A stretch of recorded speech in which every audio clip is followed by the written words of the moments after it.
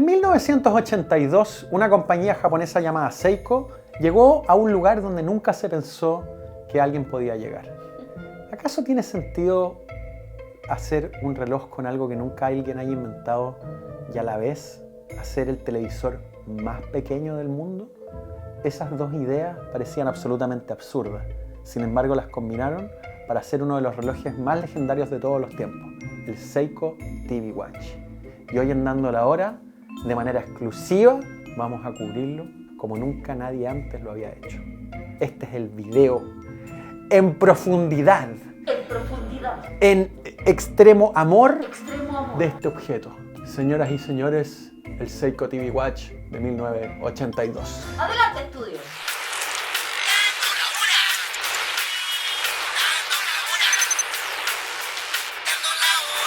Hola amigos, aquí Alfredo Dando la Hora, la persona encargada de traerles sus televisores favoritos a ustedes. ¿Cómo están? Vamos a hablar de este legendario reloj. Mira qué bonito es, Bala, ¿no? Hermoso. El Seiko TV Watch de 1982. He visto varios videos en YouTube haciendo contenido sobre este modelo, pero faltaba como una reseña en profundidad.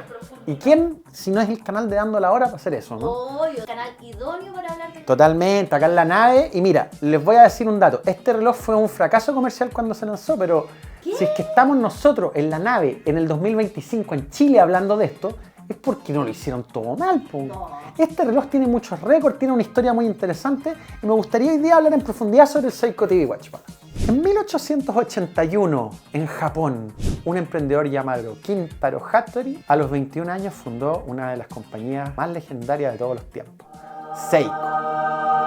Mira su cara.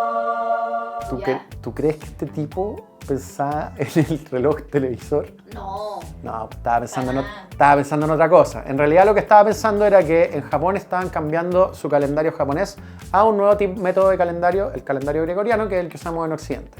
Y esto iba obviamente a conllevar el cambio de los relojes que se usaban en Japón hasta ese momento.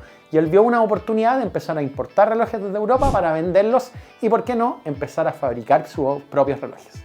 Es por eso que Seiko se fundó como compañía y empezó a lograr muchos hitos muy importantes en relojería. En 1913, por ejemplo, hicieron el primer reloj de pulsera japonés, el Seiko Laurel. En el 64 hicieron el primer cronógrafo japonés. 65, primer reloj de buceo japonés.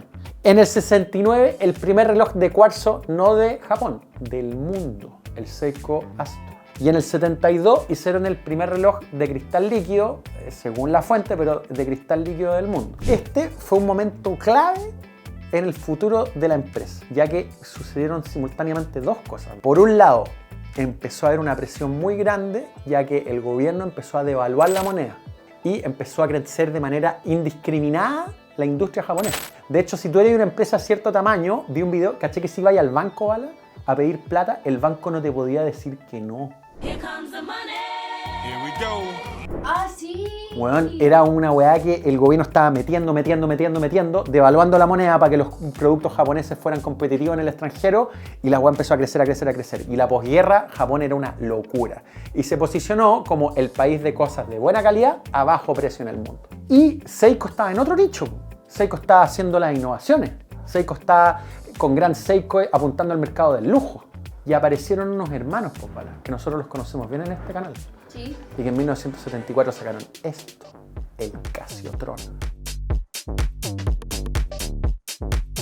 Entonces, por un lado, tenía ahí a toda la cosa de las innovaciones que estaba haciendo Seiko y estaban apareciendo estas compañías como Casio, donde el centro del producto era la funcionalidad y la durabilidad. Era no el lujo, sino que la utilidad. Era la atención. Te quedaste pegado. Era la atención no al detalle, sino que a la calidad. Esa era como la nueva filosofía que está empezando a ocurrir transversalmente en muchas de las industrias japonesas. ¿Sabéis lo que hicieron? La locura. Seiko, en mi opinión, lanzó una propuesta extremadamente valiente para el contexto de la época, el famoso Seiko televisor. El Seiko televisor tuvo el récord Guinness del televisor más pequeño del mundo hasta 1995. ¿Vale? El televisor más pequeño del mundo, lo llevas en tu muñeca. Este reloj también tuvo muchas apariciones importantes en televisión. Recientemente salió en El precio de la historia. ¿Tenía el VHS? Este material les va a encantar. Este es como la hueá, este material. Los he visto en internet hasta por $1000. Puedo ofrecer 175. Muy bien, hagámoslo. Y por otro lado, se les arreglaron para que Seiko era el auspiciador oficial en ese momento de las películas de James Bond. El Seiko televisor apareció en una de las películas de James Bond, en Octopussy. Really 007. ¿Qué te pareció la escena, Bala? Súper funada. Es funada, pero no solo por la cosa de la escena, sino porque el Seiko televisor no da colores. Ah, Entonces igual ahí hay una funa tecnológica. Tiene récord Guinness, sale en películas, sale en el precio de la historia, fue un hito tecnológico, las tiene todas, pues. Bueno. Me encantaría tener uno, pues, Bala. La verdad es que es muy caro comprarse un Seiko televisor, entonces tú podrías, no sé, pues, irte un fin de semana con tu polola a Buenos Aires o comprarte un Seiko televisor. ¿Y quién va a elegir un Seiko televisor?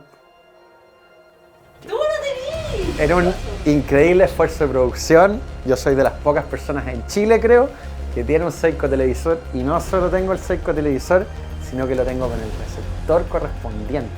¿Qué te parece, Bala? Un ñoño, pero de tomo y lomo. Bueno, un fin de semana en Buenos Aires va y viene. El Seiko televisor queda. Entretención para siempre. Tal cual. Entonces, ¿te parece si vamos a la mesa y lo revisamos? Bueno, muchachos, acá en la nave vamos a presentarle un poquito mejor este reloj. Mira esta maravilla. Resulta que este reloj fue estrenado en el verano de 1982 solamente en Japón, no llegó a Estados Unidos hasta 1983. El precio original del reloj fueron 1.008 yenes, ese era el precio de catálogo para venderlo a público. Calculamos con la inflación y actualmente equivale más o menos a $1.000. Igual era un reloj caro para ser digital, pero si me preguntan a mí, para semejante avance en la tecnología no me parecía algo como extremadamente caro. Existen dos versiones, la DXA001 y la DXA002, la diferencia es que el marco, uno es plateado, el otro tiene una franja un poquito negra. Hay una pequeña diferencia entre ambos. Su costo de desarrollo fue de varios cientos millones de yenes, por lo que pueden encontrar en internet. Es un recuerdo amargo para la compañía japonesa. Sin embargo, igual lo recuerdan y lo tienen en sus distintas versiones. La pantalla es de 1,2 pulgadas. Me da risa decir eso porque uno siempre habla, no, voy a comprarme una pantalla de 52 pulgadas, de 60 pulgadas. Esta es 1,2 pulgadas. Imagínate lo que es eso. Nosotros nos ponemos el reloj, receptor, el cable va por dentro. Ahí logró salir el cable. Y el receptor va en la parte interior de la chaqueta. El cable va acá. Y muy discretamente y sin tanta exageración, yo no lo encuentro tan aparatoso. De hecho, yo me acuerdo cuando estaba en el colegio, muchas veces hacía esto con la radio. Y yo me ponía así al final de la clase y escuchaba radio. Y con el audífono por dentro. Me ponía a escuchar al Rumpi ahí, en la última fila. Como venían comentando, originalmente la caja donde venía este reloj, dependiendo del modelo, venía con el receptor, un manual bastante explicativo, muy bonito, con muchos dibujos, un deleite verlo. Viene el cable de conexión entre el receptor y el reloj. Venían unas pilas, venían con unos audífonos, dependiendo de la versión venían audífonos un poco mejores o peores, y obviamente el reloj mismo. Si hablamos del diseño, básicamente es un reloj bastante sencillo, tiene una correa de acero inoxidable. Las medidas son de 40 por 49, 40 milímetros, no se siente grande en la muñeca, y la toma de la correa es de 24 y son estas correas que eran largas y que se van angostando, que están muy típicas de esa época. Yo tengo la suerte de tener todos los eslabones, no me queda suelto el reloj, pero no he querido sacar los eslabones porque como un objeto de colección, en realidad prefiero mantenerlo así con la menor cantidad de intervención posible. Este yo, entre paréntesis, se lo compré a un coleccionista que estaba en Nueva Zelanda, un gran cariño ahí para mi amigo. La persona quería como vendérselo a alguien que en verdad lo apreciara y le mostré que teníamos un canal de YouTube y ahí a nosotros con la bala inmediatamente nos aceptó.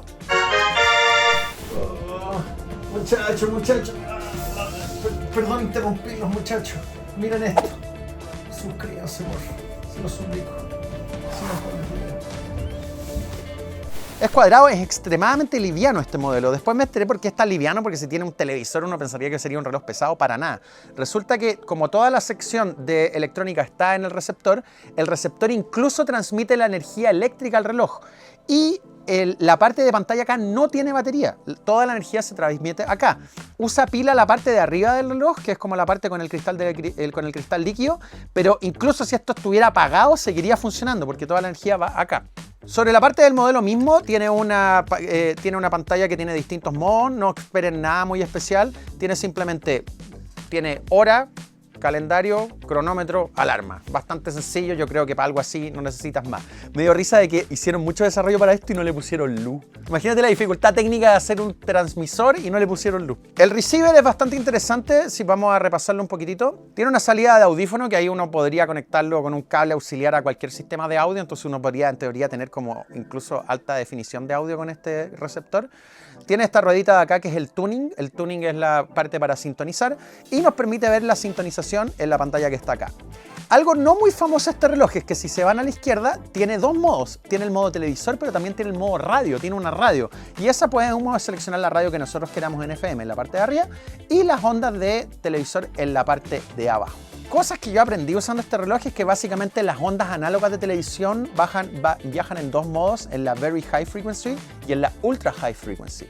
Y esto está la parte alta y baja de la Very High Frequency, es como lo logramos hacer funcionar. Actualmente las ondas análogas de televisión están apagadas en Chile, yo no sé si en sus países, pero yo creo que ya la mayoría de los países están apagadas. Y por lo mismo, para hacer funcionar un reloj como este necesitas un adaptador. Nosotros logramos comprar uno, este es el que está saliendo en pantalla y se lo vamos a dejar en la descripción de este video. Para que funcione el reloj podíamos transmitir a través de HDMI imágenes desde el computador al reloj, lo cual permitiría solo el mundo de poder ver televisión obviamente, pero también poder ver películas, poder jugar videojuegos, poder jugar al Doom, poder jugar Pokémon, jugar Balatro, podrían jugar Balatro en su Seiko televisor. Y eso con la entretención, incluso ver nuestro canal, también estaría posible. Y por último está la parte de acá atrás de las baterías y está esta perilla que sirve para girar el contraste. La verdad, la imagen no se ve muy bien, se ve en un tono negro con azulado y uno juega bastante con el contraste para poder hacer que la imagen mejore un poco. No es ninguna maravilla, pero para 1982 es absolutamente una locura. Y por último tiene acá un cable de 3 volts que si alguien quisiera usarlo conectado, podría hacerlo. Las pilas duran aproximadamente 5 horas con el modo televisor encendido, pero 5 horas está bastante bien. Sobre su valor de coleccionismo, actualmente es muy caro de segunda mano, lo pueden conseguir en eBay. Muchos de los televisores, ya sea por el cable o por distintas cosas, están descompuestos. Es caro conseguir uno, puede costarles $1.500, $2.000 si lo encuentran más o menos de segunda mano. Eso es dependiendo del estado y dependiendo cuántos accesorios vengan, más o menos eso les va a salir de segunda mano. Es un reloj absolutamente espectacular, muy entretenido, estéticamente muy retro. Yo creo que incluso si hicieran algo así de nuevo, podría seguir siendo un éxito. Tendría que hacerlos de todas maneras análogo para que los consumidores que quisieran comprarlo tengan que comprar una antena de transformación de señal digital a análoga. Para mí, parte del encanto del que fue comprar este modelo y que fue mostrárselo a ustedes era justamente conseguir ese receptor y ese transformador que se podía hacer pasar de una a la otra. Me encanta, muchachos. Y desde aquí nos despedimos de la nave. Nos vemos. Bueno, después de esa hermosa reseña en profundidad y con nuestro Seiko televisor puesto, terminamos la reseña retro del día de hoy. ¿Qué te pareció la sección? Me encanta todo. Oye, ¿vieron que estamos sacando videos más seguidos, muchachos? Sí. Sí, pues sí, el corte de pelo vino con cambio temporal. Si ahora ya estamos más enchufados, pues muchachos, ¿ya? Así que no se olviden de conectarse, vamos a tratar de estar sacando videos toda la semana y los queremos mucho. Acuérdense, este modelo está descontinuado, lamentablemente no lo pueden conseguir. Sí pueden conseguirlo caro en eBay de segunda mano. Y también decirles que si quieren algo más moderno o que sigue disponible de Seiko, pueden encontrarlo en su página amiga favorita, dandolahora.cl. Tal cual, y están apoyando a este lindo canal. Y también, ¿por qué no? Nos pueden apoyar desde el extranjero con un comentario, un me gusta o simplemente poniendo qué otra función del Seiko televisor les gustaría ver. Así que eso, pues, muchachos. Retroceder nunca, rendirse jamás. La lucha continúa. ¡Su like y mi sueldo! ¡Chao! Dando la hora. Dando la hora. Dando la hora. Como nunca antes, nadie lo...